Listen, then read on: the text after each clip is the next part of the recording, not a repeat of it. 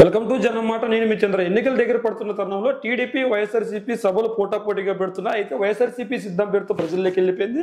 ఇదే నేపథ్యంలో టీడీపీ జనసేన పొత్తు అయితే పెట్టుకుంది. ఇద్దరు కలిసి బహిరంగ సభ పెట్టిన దాఖలాలు లేవు. ఇదే సందర్భంగా ఇద్దరు కలిసి జెండా పేరుతో బహిరంగ సభ పెట్టారు. ఇన్ని రోజులు వైఎస్ఆర్సీపీ రెబల్ ఎంపీగా పనిచేసిన కృష్ణంరాజు గారు ఇప్పుడు టీడీపీ జనసేన కూటమి నుంచి పోటీ చేయబోతున్నట్లు ఆయన ప్రకటించుకున్నారు. మొదటగా ఆయన మాట్లాడిన మాటలు ఏంటి, ఆ తర్వాత ఆ మాటలకు విశ్లేషణ చేసే ప్రయత్నం అయితే చేద్దాం. ఇది కృష్ణంరాజు గారి వీడియో, ఒకసారి చూద్దాం. కృష్ణంరాజు గారు టీడీపీ జనసేన పెట్టిన సభలో అంటే ఆయన మాట్లాడిన మాటలు ఏంటి అన్నది మనం ఒకసారి చూసే ప్రయత్నం అయితే చేద్దాం. మళ్ళీ నరసాపురంలో ఇదే కూటమి నుంచి నేను పోటీ చేస్తున్నా. ఇంతకంటే పెద్ద సభ మళ్ళీ వారందరి సమక్షంలోనే అప్పుడు నేను కండక్ట్ చేస్తా. ఇప్పుడు నేను వెనకాలన్నా, అప్పుడు నేను ముందుంటా, నేను కండక్ట్ చేస్తా. ఎందుకంటే ఇప్పుడు నేను ఏ పార్టీలో లేదు కాబట్టి వెనకాలన్నా. ఈయన ఏం ముందున్నారు, ఇంకా పార్టీల్లో చేరబోయినప్పటికీ మరి కొంత చొరవ తీసుకుని జై తెలుగుదేశం, జై జనసేన, జై బీజేపీ. Thank you. ఇప్పుడు పార్లమెంటు మాజీ మనం ఇప్పుడు కృష్ణంరాజు గారి మాటలు అయితే విన్నాం కదా. ఇక్కడ టీడీపీ జనసేన సభ పెట్టింది.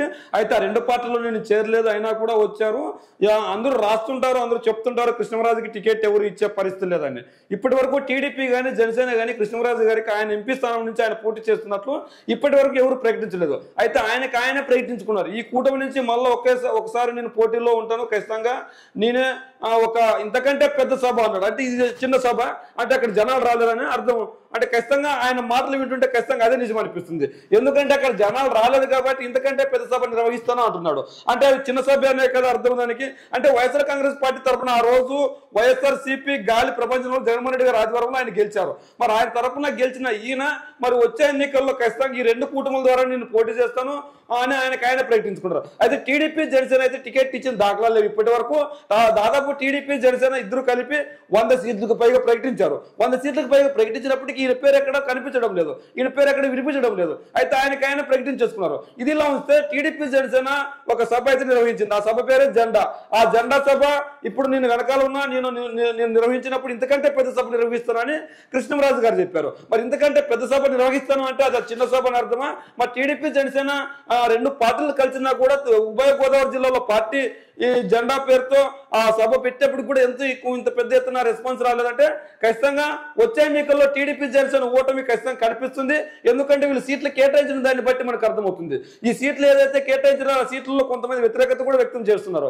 అయితే ఇప్పుడు వచ్చే ఎన్నికల్లో ఖచ్చితంగా జగన్మోహన్ రెడ్డి గారు గెలిపే లక్ష్యంగా ముందుకెళ్తుంటే ఇక్కడ సీట్లలో ఆయోమయంలో ఉంది. టీడీపీ జనసేన కూటమి తరపున పోటీ చేస్తున్న రఘురామకృష్ణరాజు చెప్పినప్పటికీ వాళ్ళు ఇప్పటి వరకు ఎటువంటి స్పందన చేయలేదు. వాళ్ళే నవ్వుకున్నారు. మేము ప్రకటించిన సీట్ ఆయన ప్రకటించుకోవడం ఏంటి?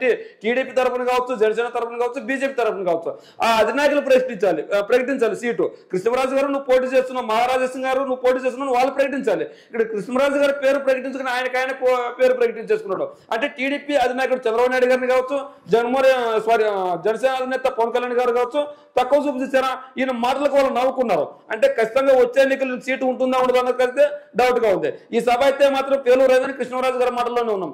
ఈ సభ ఖచ్చితంగా చిన్నగా ఉంది, ఇంతకంటే పెద్ద సభ నిర్వహిస్తున్న ఆధ్వర్యంలో అన్నారు. అంటే ఇంతకంటే పెద్ద సభ నిర్వహిస్తున్నంటే ఇది చిన్న సభ అని అర్థం.